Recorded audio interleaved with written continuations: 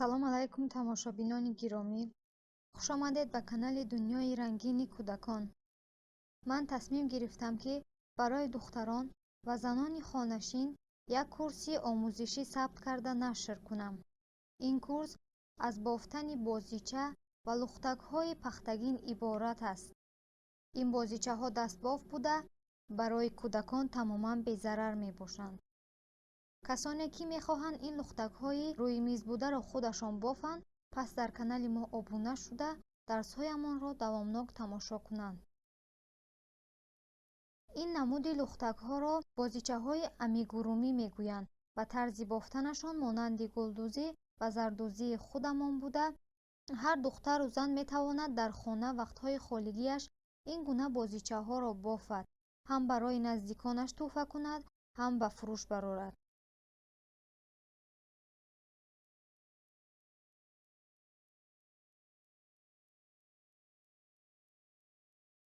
тавре ки ман кофтуков кардам, дидам ки ин намуди лухтакбофӣ дар бисёр кишварҳои ҷаҳон аст. бисёри занон аз фурӯши ин намуд бозичаҳо даромад ба даст меоранд ва ман инро дидам ки дар тоҷикистони мо тахминан ҳеҷ вуҷуд надорад. аз ин рӯ метавонем ин курсро барои омӯзиши ҳунарҳои хонагӣ як фурсат донем ва аз пайи омӯзиши ин касб шавем. ин курс аз дарсҳои назариявӣ ва амалиявӣ иборат буда, ҳардуро, яъне дар баробари омӯхтани мафҳумҳо кадомаш дар куҷо ва ба чӣ маъно меоянд нишон медиҳем.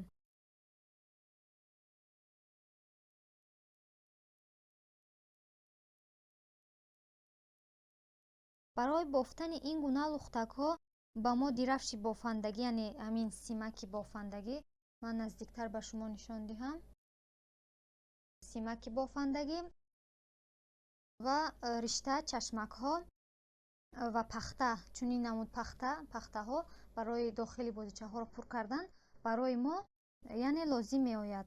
риштаҳое ки мо барои бофтани бозичаҳо истифода мекунем, бояд 70-80% аз пахтаи тоза омода карда шуда бошанд ва инчунин набояд риштаҳо бисёр ғафс ё тунук бошанд, бояд миёна бошанд. масалан чунин намуд бошанд, яъне риштаҳо набояд аз ҳад зиёд ғафс ё ин ки борик бошанд. масалан ба монанди ин ман ба шумо нишон диҳам.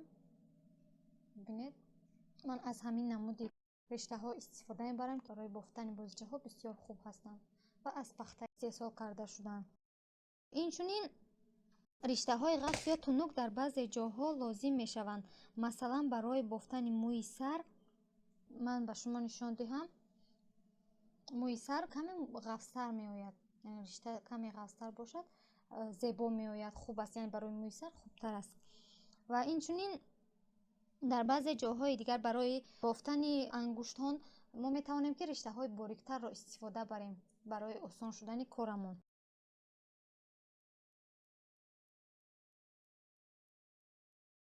дар бораи дирафш ё симаки бофандагӣ гуфтанӣ будам. ман одатан 2.5 миллиметрро истифода мекунам. ҳаминро, яъне пештар нишон дода будам, 2.5 миллиметр мебошад.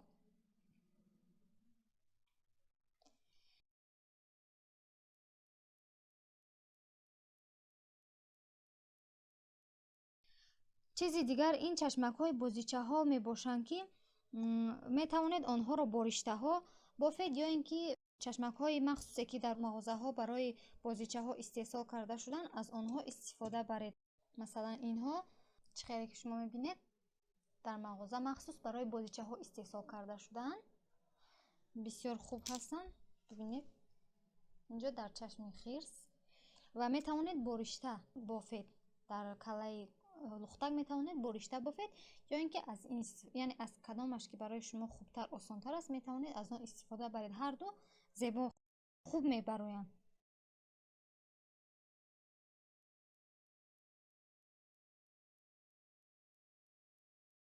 хулоса, дар дарси дуюм мо бо мафҳумҳои махсуси бофандагӣ шинос мешавем ва тарзи кӯтоҳ карданашонро ба шумо нишон медиҳем.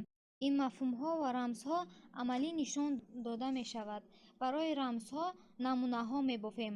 пас аз ин дарсҳо баъд оҳиста оҳиста ба бофтани чунин бозичаҳо, ҳайвоноту лухтакҳо чӣ хеле ки шумо мебинед оғоз мекунем. Дар ҳар дарс ҳар кадоми инҳоро бо ғайр аз инҳо дигар намуди бозичаҳоро баробар ба навор гирифта ба шумо яъне меомӯзонам.